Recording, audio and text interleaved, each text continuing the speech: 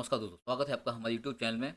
दोस्तों, जैसा कि जानते हैं कि आप हम अपने यूट्यूब चैनल पर रेलवे संबंधित वीडियो डालते हैं और रेलवे से रिलेटेड जो भी एग्ज़ाम्स होते हैं जैसे एलडीसी, जीडीसी और अभी एनटीपीसी के एग्ज़ाम्स भी निकले हैं। लेकिन अभी हम प्रॉपर एलडीसी एग्ज़ाम्स में सीटीटीसी की एक वैकेंसी निकली है, उसकी तैयारी करा रहे हैं, ठीक है? और जिन भी भाइयों को हमारी वीडियो अगर अच्छे लगते हैं, ज़रा भी अच्छे लगते हैं, तो प्लीज़ एक लाइक, शेयर और चैनल को सब्सक्राइब करें, क्योंकि आगे भी हम इसी तरह का कंटेंट आपको चैनल पर देते रहेंगे। तो आज इस वीडियो में हम आपको बता दें कि हम एक सेकंड रुकिए। आज इस चैनल पर हम अपने राजभाषा के 50 क्वेश्चंस का वो कवर करेंगे, जो कि आपको ये अति संभावित क्वेश्चन हैं, जो कि आपके गार्ड के एग्ज़ाम्स में, सीसीटीसी और टीएनसी के एग्ज़ाम्स में पूछे जा सकते हैं। इसलिए सभी इसको अच्छे से कवर करें। चलिए हम अपनी वीडियो की तरफ आगे बढ़ते हैं और शुरू करते हैं। देखिए दोस्तों, ये पहला क्वेश्चन है, केंद्रीय हिंदी समिति के अध्यक्ष कौन है? केंद्रीय पहला क्वेश्चन देख पा रहे होंगे आप, केंद्रीय हिंदी समिति के अध्यक्ष कौन है? तो कौन है? प्रधानमंत्री। प्रधानमंत्री इसके केंद्रीय हिंदी समिति के अध्यक्ष हैं। सेकंड क्वेश्चन की तरफ चलते हैं। अरुणाचल प्रदेश की राजभाषा क्या है? अरुणाचल प्रदेश की राजभाषा क्या है दोस्तों? अंग्रेजी। नेक्स्ट क्वेश्चन की तरफ चलते हैं। राजभाषा हिंदी किस लिपि में लिखी जाती है? तो देख पा रहे होंगे, इसका सेकंड आंसर है देवनागरी लिपि। नेक्स्ट क्वेश्चन की तरफ बढ़ते हैं। मंडल राजभाषा कार्यान्वयन समिति का अध्यक्ष कौन होता है? मंडल राजभाषा कार्यान्वयन समिति का अध्यक्ष कौन होता है? तो मंडल में अपना मंडल रेल प्रबंधक यानी कि डीआरएम साहब होते हैं। इसमें पांचवा क्वेश्चन है, रेलवे हिंदी सलाहकार समिति की बस में कितनी बैठक आयोजित की जाती हैं? तो दोस्तों इसमें दो की जाती हैं। रेलवे हिंदी सलाहकार समिति की बस में कितनी बैठक आयोजित की जाती है? तो केवल दोस्तों दो की जाती है। दोस्तों मैं जल्दी जल्दी इसलिए कर रहा हूँ कि हमारा वीडियो लंबा ना हो और आपका भी समय बचे, इसलिए कोशिश करना दोस्तों कि आप इसको अच्छे से कवर करें। मुख्य राजभाषा अधिकारी का नामन कितनी अवधि के लिए किया जाता है? तो दोस्तों इसमें मुख्य राजभाषा अधिकारी का नामन जो होता है वो 1 वर्ष के लिए किया जाता है। हिंदू आशीलिपि का प्रशिक्षण किसके लिए अनिवार्य है? तो ये अपना हिंदू आशीलिपि जब पूछे तो आपको अंग्रेजी आशीलिपि का जवाब देना है, और अगर अंग्रेजी आशीलिपि का पूछे तो आपको हिंदी आशीलिपि का जवाब देना है। ठीक है दोस्तों। नेक्स्ट क्वेश्चन की तरफ बढ़ते हैं। रेलवे स्टेशनों के प्लेटफॉर्मों के दोनों सिरों पर लगे स्टेशन नाम पट्टों पर लिखी जाने वाली भाषाओं के ऊपर से नीचे क्रम क्या होना चाहिए? तो आपने देखा होगा, अगर आप जैसे रेल कर्मचारी हैं तो आप सभी जानते हैं कि सबसे पहले हमारा प्रांतीय भाषा होती है, उसके बाद हिंदी भाषा होती है, नेक्स्ट हमारी अंग्रेजी भाषा में लिखा होता है। ये इसका उत्तर था है। नेक्स्ट देखते हैं, राजभाषा अधिनियम 1963 कब पारित हुआ है?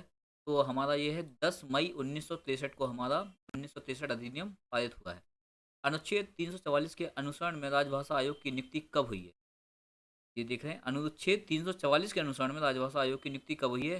तो ये हमारा इसका आंसर है 1955 में की गई है इसकी नियुक्ति। नेक्स्ट क्वेश्चन है, अष्टम अनुसूची में शामिल विदेशी भाषा क्या है? 11वां क्वेश्चन है, अष्टम अनुसूची में शामिल विदेशी भाषा क्या है? तो विदेशी भाषा हमारी इसमें दोस्तों नेपाली है। नेक्स्ट क्वेश्चन की तरफ बढ़ते हैं। राजभाषा नियम के अनुसार अंडमान और निकोबार द्वीप क्षेत्र किस क्षेत्र में आता है? तो दोस्तों ये का क्षेत्र आता है। अभी आपको दोस्तों इसमें का क्षेत्र, एक खा क्षेत्र और एक गा क्षेत्र, तीन क्षेत्रों में बांटा गया है हमारी राजभाषा को। तो का क्षेत्र में दोस्तों वो क्षेत्र आते हैं जिसमें 90, एक मिनट मैं थोड़ा सा कम कर लेता हूँ,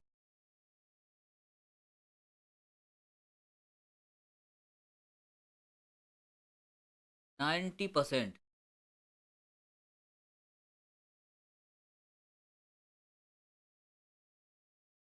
90% काम अगर वहाँ हिंदी में हो रहा है तो दोस्तों वो का क्षेत्र में आता है, और अदरवाइज वो हमारा खा क्षेत्र और गा क्षेत्र में आएगा। ठीक है, ये आपको क्लियर हो गया होगा। अब मैं इसको बड़ा कर लेता हूँ थोड़ा सा पॉइंटर को, तो आपको नहीं आएगा। चलिए बढ़ते हैं नेक्स्ट क्वेश्चन की तरफ। राजभाषा अधिनियम 1963 कब संशोधित हुआ? तो 1963 हमारा सबसे पहले 1967 में संशोधित हुआ। 14 नंबर क्वेश्चन है, खास क्षेत्र में वर्गीकृत एकमात्र संघ राज्य क्षेत्र कौन सा है? हमारा चंडीगढ़ है। जैसे कि दोस्तों मैंने अभी तो आपको बताया, खास क्षेत्र में हमारा वो आते हैं जो 90% काम उनमें हमारा हिंदी में होता है, और खास क्षेत्र में जैसे ये चंडीगढ़ है तो इसमें चंडीगढ़ जो आपकी यहाँ की जो भाषा है पंजाबी भाषा, जो यहाँ पे यूज होती है। नेक्स्ट क्वेश्चन है हमारा 15वां क्वेश्चन, संसदीय राजभाषा समिति का गठन कब हुआ है? तो संसदीय राजभाषा समिति का गठन जनवरी 1976 में किया गया है। नेक्स्ट क्वेश्चन की तरफ बढ़ते हैं। रेलवे हिंदी सलाहकार समिति की बैठक किसकी अध्यक्षता में की जाती है? तो ये होती है हमारी रेल मंत्री के अध्यक्षता में की जाती है। नेक्स्ट क्वेश्चन है, भारतीय संविधान में कितनी भाषाएं शामिल हैं? तो भारतीय संविधान में आपने पढ़ा भी होगा 22 भाषाएं शामिल हमारी हैं। भारत में राष्ट्र कवि किसे कहा जाता है? तो भारत में राष्ट्र कवि रामधारी सिंह दिनकर जी को कहा जाता है।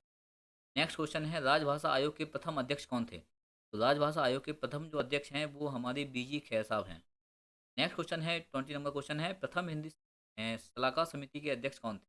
तो हमारा ये नंबर इसका आंसर है ललित नारायण मिश्र जी, हमारा इसका राइट आंसर है।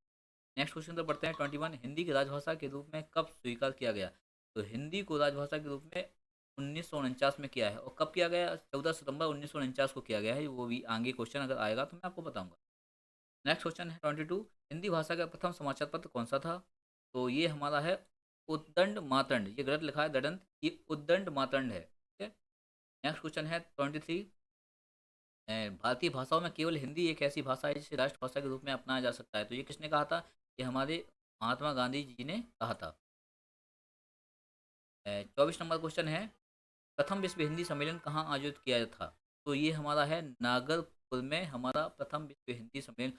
प्रथम विश्व हिंदी सम्मेलन कब मनाया जाता है? तो आपको मैं बता दूं 10 जनवरी को प्रथम विश्व हिंदी सम्मेलन विश्व हिंदी सम्मेलन मनाया जाता है। नेक्स्ट क्वेश्चन है 25, किस विदेश मंत्री ने पहली बार संयुक्त राष्ट्र की आम सभा को हिंदी में संबोधित किया था? तो ये हमारे अटल बिहारी वाजपेयी जी हैं, जिनने हमारा हिंदी में इसको संबोधित किया था। नंबर क्वेश्चन, क्वेश्चन नंबर 26 की तरफ बढ़ते हैं। हिंदी हिंदी हिंदू हिंदुस्तान का नारा किसने दिया था? तो सभी जानते होंगे भारतेंदु हरिश्चंद्र जी ने हिंदी हिंदू हिंदुस्तान का नारा दिया था हमारा। 27 क्वेश्चन नंबर है, हिंदी के क्षेत्र में दिया जाने वाला सर्वश्रेष्ठ पुरस्कार कौन सा है? तो ये दोस्तों आपका ज्ञानपीठ पुरस्कार है। नेक्स्ट क्वेश्चन है 28 नंबर, रेल मंत्री राजभाषा पुरस्कार में कितनी राशि प्रदान की जाती है? हमारी 7,000 7,000 राशि प्रदान की जाती है। नेक्स्ट क्वेश्चन है 29, विश्व की सबसे प्राचीन भाषा कौन सी है? तो ये हमारी संस्कृत भाषा, इसमें सबसे प्राचीन भाषा संस्कृत है। नेक्स्ट की तरफ बढ़ते हैं 30 नंबर, राजभाषा भारतीय संविधान के किस भाग में वर्णित है? राजभाषा हमारे भाग 17 में वर्णित है। नेक्स्ट क्वेश्चन की तरफ बढ़ते हैं 31 क्वेश्चन है,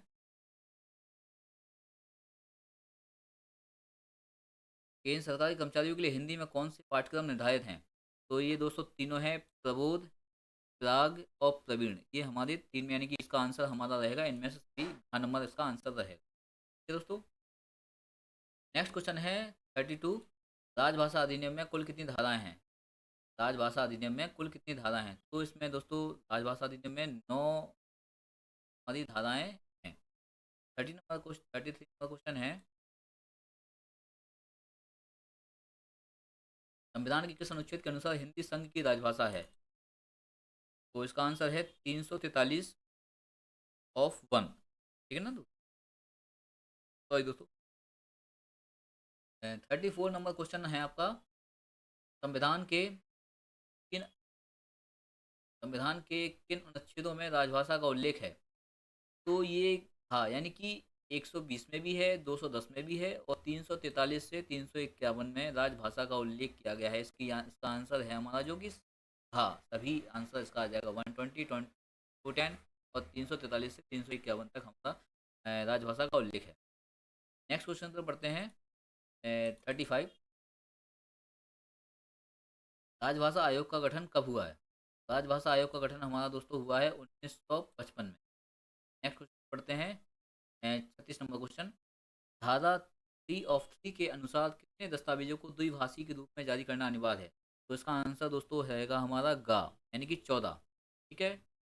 यानी कि दो भाषाओं में हमारे 14, धारा 3 के अनुसार दस्तावेजों को दो भाषाओं में जारी करना अनिवार्य है। 37 क्वेश्चन नंबर है हमारा, निम्नलिखित दस्तावेजों में से कौन सा दस्तावेज द्विभाषी रूप में जारी करना अनिवार्य है? तो हमारा दोस्तों सभी हैं इसमें, सामान्य आदेश भी है, संकल्प भी है और संविदाएं भी हैं। इसका आंसर यानी कि हमारा सभी रहेगा। 38 नंबर क्वेश्चन है दोस्तों, निम्नलिखित दस्तावेजों में से कौन से दस्तावेज धारा 3 के अंतर्गत नहीं आता है? तो इसमें कोई भी नहीं आता है, करार भी नहीं आते हैं, प्रेस विज्ञप्तियाँ भी नहीं आती हैं, संविदाएं भी नहीं आती। इसका आंसर हम दोस्तों नेक्स्ट क्वेश्चन की तरफ बढ़ते हैं हम लोग। 39 नंबर क्वेश्चन, निम्नलिखित दस्तावेजों में से कौन सा दस्तावेज धारा 3 ऑफ 3 के अंतर्गत नहीं आता है। दोस्तों अभी शायद हम ये क्वेश्चन ऊपर पढ़ चुके हैं, लेकिन चलो कर लेते हैं। करार नहीं आता है, प्रेस विज्ञप्तियाँ भी नहीं आती हैं और संविदाएँ भी नहीं आती हैं। इसका आंसर हमारा सभी रहेगा। क्या कह रहा था, निम्नलिखित दस्तावेजों में से कौन सा दस्तावेज धारा 3 ऑफ 3 के अंतर्गत नहीं आता है। ठीक है, तो याद रखिएगा, करार, प्रेस विज्ञप्तियाँ और संविदाएँ हमारी इसमें नहीं आती। 40 नंबर क्वेश्चन है, राजभाषा आयोग किस मंत्रालय के अंतर्गत आता है। तो राजभाषा आयोग दोस्तों हमारा गृह मंत्रालय के अंतर्गत आता है। नेक्स्ट क्वेश्चन है दोस्तों 41, जिसके अनुपालन के लिए राजभाषा विभाग प्रतिवर्ष वार्षिक कार्यक्रम जारी करता है। तो ये दोस्तों है राजभाषा संकल्प 1968। ठीक है, इसके अनुपालन के लिए राजभाषा विभाग प्रतिवर्ष वार्षिक कार्यक्रम जारी करता है। तो इसका दोस्तों आंसर क्या रहेगा, राजभाषा संकल्प 1968। नेक्स्ट क्वेश्चन पर पढ़ते हैं 42 क्वेश्चन, अंतर्राष्ट्रीय संधियों और करारों को किस भाषा में तैयार किया जाता है।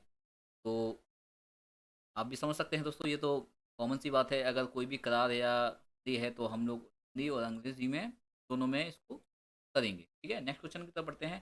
43 नंबर क्वेश्चन है जो हमारा, नगर राजभाषा कार्यान्वयन समिति की वर्ष में कितनी बैठक होना चाहिए। तो ये हमारी दोस्तों 2 होना चाहिए। ठीक है, नेक्स्ट क्वेश्चन है, विदेशों में स्थित भारतीय कार्यालयों में कितने % पत्राचार हिंदी में होना चाहिए। तो विदेशों में जो हमारा है 30% का काम हमारा में होना चाहिए।